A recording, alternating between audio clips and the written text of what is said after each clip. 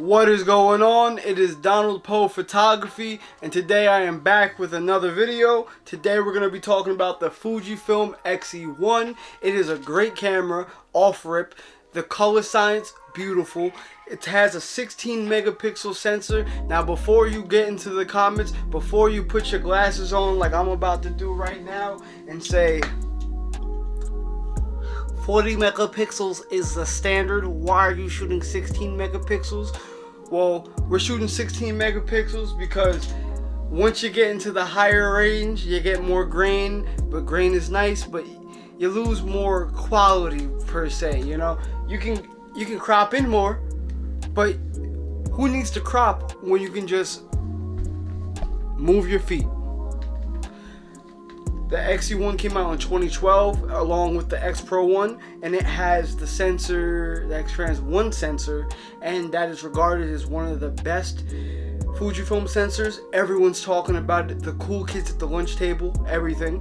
It's starting to become like a cult, and I'll say I like it. It's a good sensor. I bought this camera because I just wanted to collect all of the X-Trans sensors like Thanos did with the Infinity Gauntlet. I'm just missing the X-T5, but we're going to wait till the X Pro 4 comes out so I can get the X-Trans 5 sensor. What I like about this X-E1 is it comes with a pop-up flash. It's kind of cool. People say it's not that good, but I like it. It has a nice pop to it. The color science is honestly beautiful. It's amazing. They say with the newer sensors that Fuji lost some of its quote-unquote magic, but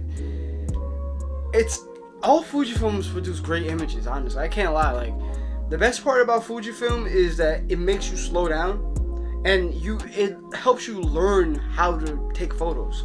Now, that might sound a little crazy, but let me explain. So for example, your DSLR, you have to go dig through modes, and you gotta say, shutter speed, ISO, and then you take a picture, that looks nice. But with Fujifilm cameras, especially the X series, you literally have the dials on top. So you can say, I want to see what 1/25th of a second looks like. Oh, this looks nice. Let me check my ISO. ISO looks nice. Okay. And then you say, okay, it's time. I like how this looks. And then you just let it go. Pop up that flash. Ooh, beautiful color science. The X-T1 and the X-Trans 2 sensor is also 16 megapixels, but they say it lost some of the magic. I'd say it is sharper than the X-E1, but the X-E1 is just, it's a small compact size. It's getting rare because they don't make them no more, and it's getting older. I like the warm tones it produces. Would I recommend this to a friend? I'd say if they just want a nice casual camera that can help them slow down, like a literal digital film camera, that's the best way to describe it, I'd say get the X-E1 because it's around $300. You could probably find it really, really used for like $180, $200 USD. Gotta say that. I found mine for $330. That's kind of steep, but it's 5K shutter count, so it's like a brand new camera. And I'd rather bring this outside than my X100V because X100V sold out. I don't want to drop it. I don't want it to get lost. I don't want it to get stolen. My X-E1 produces great images, but if it drops, it was also made in Japan, so if it drops, it's still gonna work. This camera is a great experience. I'd say the noise, I like the noise. The ISO is alright per se. Like I don't shoot above 1200 ISO. That's just my preference, but honestly, with noise reduction technology, you can shoot as high as you want. So if you have a DSLR or a mirrorless or even something new and you want to just slow down, get an X-E1. Try it out. You'll like the results. The best part about it is that it has the film simulations like the newer cameras. It's missing a couple like classic chrome, but that's okay.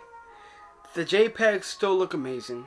and you don't have to edit. So say you just want to go to your friend's house and you're drinking a couple brewskis and you're like, I don't want to bring out my big camera with my big flash. I just want to pull out something small. You got a little camera right here with a little flash, and it has a nice little pop to it. And you can print the photos out, and they look real nice. I'd rank this camera 0 out of 10. I'd say it's about a 7. Everyone's hyping it up.